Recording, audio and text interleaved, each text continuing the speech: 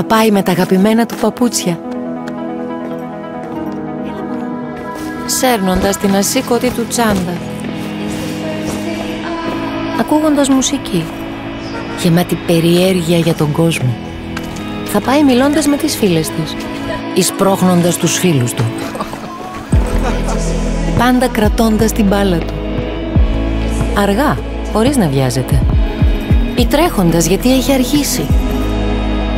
Κάθε μέρα θα πάει να συνεργαστεί, να παίξει, να γυμναστεί, να κατακτήσει, να μάθει, να προετοιμαστεί για τη ζωή του.